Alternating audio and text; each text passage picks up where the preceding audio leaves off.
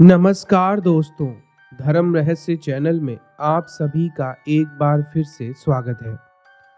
आज का यह वीडियो मठ और मंदिरों की कहानी से संबंधित एक रहस्यमयी कथा को प्रदर्शित करता है। इसके अलावा इसमें जिस अप्सरा की बात की जा रही है वह अपने आप में बहुत उत्तम अप्सरा है और इसकी सिद्धि जो भी व्यक्ति अगर कर सके तो अद्भुत शक्तियों के साथ निश्चित स्वर्ग की प्राप्ति करता है। और इस अप्सरा को सात्विक अप्सरा भी कहा जाता है क्योंकि इसके अंदर स्वयं देवी गंगा की शक्तियां विद्यमान है। कौन है यह अप्सरा, क्या है इसकी कथा और इसका संबंध आखिर माता गंगा से क्यों है, इस सब विषय में आज के इस वीडियो के माध्यम से हम लोग जानेंगे। तो यह कथा इस प्रकार शुरू होती है कि जाह्नवी नाम की एक दिव्य अप्सरा थी जो स्वर्ग में प्रकट होती है और वहां पर अपनी सुंदरता, संगीत, नृत्य कला और विभिन्न प्रकार के दिव्य ज्ञान की वजह से उसकी प्रसिद्धि बढ़ती है। वह देवराज के दरबार में एक बार नृत्य कर रही थी और सभी का मनोरंजन कर रही थी कि तभी देवराज इंद्र का आसन कुछ समय के लिए डोल जाता है। इस प्रकार इंद्र के आसन के डोलने के कारण देवराज इंद्र खड़े हो जाते हैं और देखते हैं कि आखिर इसका क्या कारण है कि उनका आसन डोल गया है।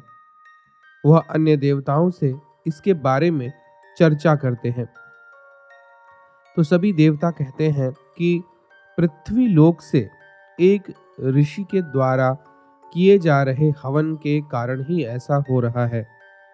वह हवन बहुत शक्तिशाली है। देवराज इंद्र उस हवन के बारे में पता लगाने के लिए वायुदेव को भेजते हैं।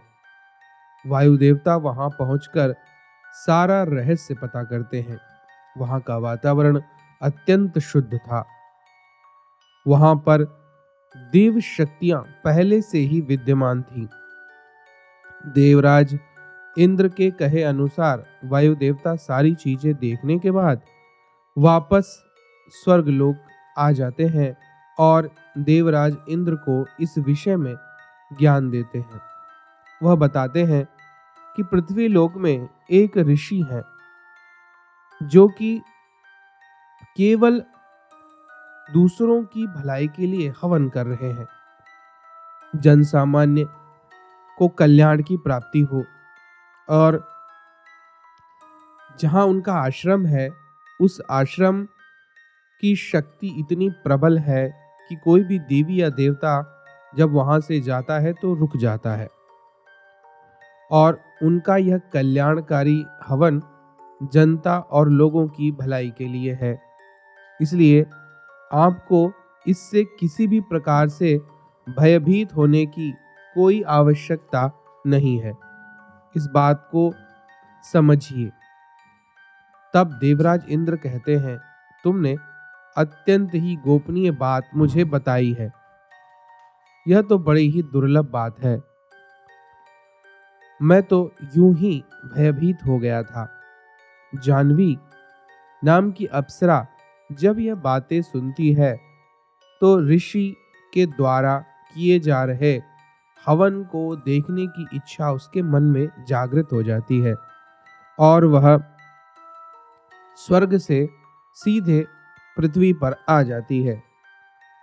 ऋषि जाह्नू द्वारा किए जा रहे महान यज्ञ के बारे में उसे पता चल जाता है तो वह उस स्थान पर पहुंचती है और जब देखने लगती है तो देखती है कि उस आश्रम में अत्यंत ही प्रबल सात्विक शक्तियों का वास है और उनकी तपस्या, ध्यान और हवन के कारण वह स्थान बहुत पवित्र हो गया है।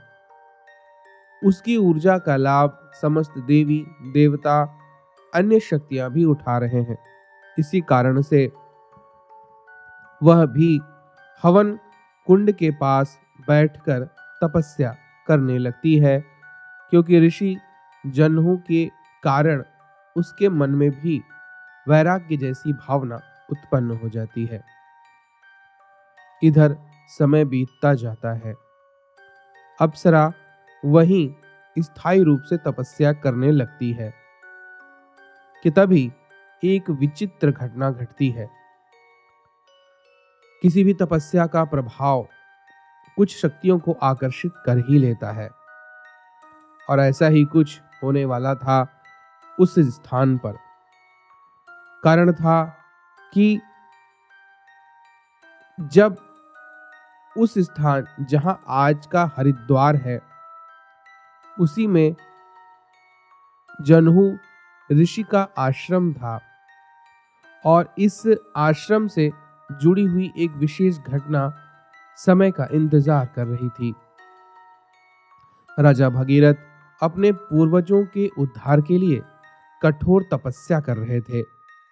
आखिरकार उनकी तपस्या सफल रही, और भगवान शिव को प्रसन्न करके ब्रह्मा जी के कमंडल से निकली हुई वह देवतत्व रूपी माता गंगा भगवान शिव की जटाओं में आ चुकी थी। भगीरथ ने अब भगवान शिव से कहा कि आप इन्हें मुक्त कीजिए और पृथ्वी में आगे बढ़ने दीजिए, ताकि यह जगत का उद्धार कर सकें, मेरे पूर्वजों का भी उद्धार हो सके, जिनके कारण मैंने इतनी भयंकर तपस्या की है। भगवान शिव प्रसन्न हो जाते हैं और अपनी एक जटा के एक बाल को तोड़ देते हैं और मार्ग निकालते हैं गंगा के पृथ्वी पर आने का। गंगा पृथ्वी पर बहने लगती हैं। गंगा का वेग प्रचंड हो जाता है। उनकी शक्ति प्रबल थी। धीरे धीरे वह तेजी से पृथ्वी पर बहने लगती हैं।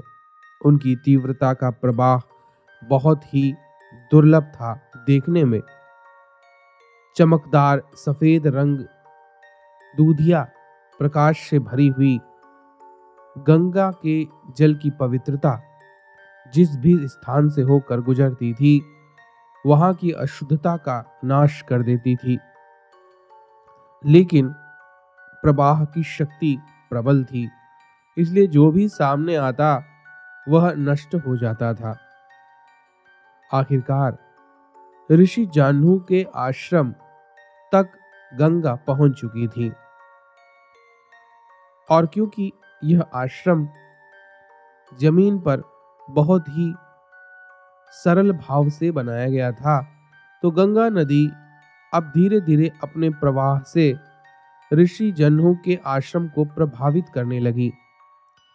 उनकी तेजी से बहता हुआ आने वाला वह जल धीरे धीरे आश्रम को डुबोने लगा। आश्रम के यज्ञ कुंड जलते हुए बुझ गए।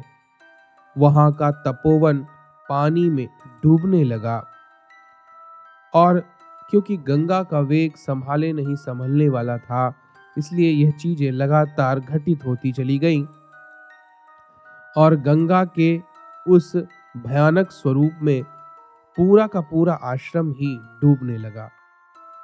जितने भी हवन चल रहे थे सभी बुझ गए।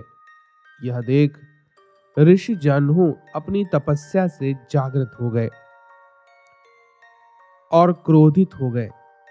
इधर जाह्नवी भी पूरी तरह जल में डूब चुकी थी, और उस जल से वह बाहर नहीं निकल पा रही थी, क्योंकि देवी गंगा की शक्तियां ही कुछ ऐसी थी।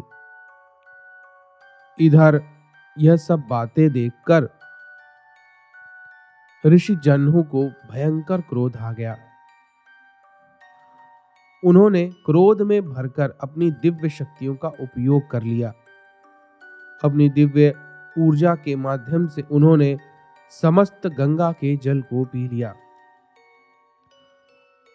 यह देखकर सारे देवी देवता भयभीत हो गए। गंगा के जल के साथ साथ उन्होंने जाह्नवी अप्सरा को भी पी लिया था। यह बात स्वर्ग से लेकर पृथ्वी तक सभी को पता हो गई। राजा भगीरथ और अन्य देवता वहां उपस्थित हो गए। तब उन्होंने जाकर ऋषि जन्हू के पास पहुंचकर उनसे क्षमा याचना की और कहा कि वह गंगा को मुक्त करें। तब ऋषि जन्हू ने गंगा को अपने दाहिने कान से बाहर निकाला। क्योंकि गंगा दाहिने कान से बाहर निकली थी, तो उन्हीं के साथ अप्सरा भी बाहर निकल आई। तब देवी गंगा ने कहा, आपने मेरे गर्व का चूर्ण किया है। आज से मुझे आपके नाम से भी जाना जाएगा। और यह अप्सरा क्योंकि मेरे जल से सराबोर हो गई, इसलिए इसके अंदर मेरी शक्तियां विद्यमान है और मैं आपकी सेवा कर पाऊं, इसके लिए मैं सेविका स्वरूप में इस अप्सरा के माध्यम से आपकी पुत्री के रूप में भी जानी जाऊंगी। अब से लोग मुझे जाह्नवी कह करके भी पुकारेंगे और इस धृष्टता के लिए मुझे क्षमा करें। तब ऋषि जन्हू ने देवी गंगा को आगे बढ़ने का आदेश दे दिया।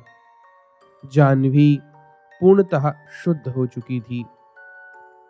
दाहिने कान से प्रकट होने के कारण उसके अंदर तांत्रिक शक्तियां भी विद्यमान थीं, लेकिन अब वह स्वर्ग नहीं जा सकती थी। वह ऋषि के पास पहुंचती हैं और उनसे कहती हैं, क्योंकि आपके शरीर से मैं प्रकट हुई हूं, इसलिए अब मेरी स्वर्ग की शक्तियां समाप्त हो चुकी हैं और यहाँ के गंगा के जल में मेरा वास है। इसीलिए मैं अब आपकी पुत्री बनकर सदैव यहाँ वास करूंगी। तब ऋषि जन्हू की पुत्री के रूप में जाह्नवी नाम पूर्णतः फलित हो गया। इस प्रकार जाह्नवी नाम की यह अप्सरा की उत्पत्ति स्वर्ग से एक साधारण अप्सरा के रूप में पृथ्वी में एक शक्तिशाली तांत्रिक अप्सरा के रूप में जानी जाती है। समय बीतता गया। अब ऋषि जन्हू ने कहा कि तुम इसी गंगा के जल में वास करो। समय आने पर तुम्हारी समस्त मनोकामनाएं पूर्ण होंगी। जाह्नवी बहते हुए गंगा जल में सदैव के लिए वास करने लगी। ऐसे ही एक समय एक व्यक्ति गंगा के किनारे आता है। वह एक सिद्ध और तपस्वी व्यक्ति था। वह व्यक्ति गंगा के जल में पानी पीने के लिए आगे बढ़ता है और कि तभी उसे अंदर एक अत्यंत सुंदर स्त्री की छवि दिखाई देती है। क्योंकि यह एक उच्च कोटि का साधक भी था और भगवान शिव का बड़ा भक्त था। अंदर जिस स्त्री को वह देखता है, उसकी सुंदरता पर मोहित हो जाता है। पूरा शरीर श्वेत प्रकाश से भरा हो, अत्यंत दिव्य आभूषणों से लदी हुई, पानी के अंदर अटखेलियां करती हुई, नृत्य करती हुई वह अप्सरा को देखकर उसे प्राप्त करने की इच्छा उसके अंदर विद्यमान हो जाती है। वह यह सब देखकर पानी पीने के लिए आगे बढ़ता है और पानी पीने ही लगता है कि तभी वह अप्सरा जाह्नवी बाहर निकलकर आ जाती है और कहती है, तुमने मेरे बारे में जो भी विचार किया है तुरंत त्याग दो, क्योंकि अभी तक मेरे बारे में इस तरह का विचार किसी ने भी नहीं किया। तुम पहले हो जिसने मुझे देखा है और अपनी प्रेमिका बनाने का भाव तुम्हारे अंदर आया है। यह कोई अच्छा भाव नहीं है। मुझे प्राप्त करना इतना आसान नहीं है। यह कहते हुए वह अंदर फिर से जल में प्रवेश कर गई। लेकिन यह व्यक्ति अब बड़ी गंभीरता से कुछ सोच रहा था। आगे जानेंगे अगले भाग में कि इसकी बाद क्या घटित हुआ। तो अगर यह जानकारी और कहानी आपको पसंद आ रही है तो लाइक करें, शेयर करें, सब्सक्राइब करें चैनल को। आप सभी का दिन मंगलमय हो। जय मां पराशक्ति।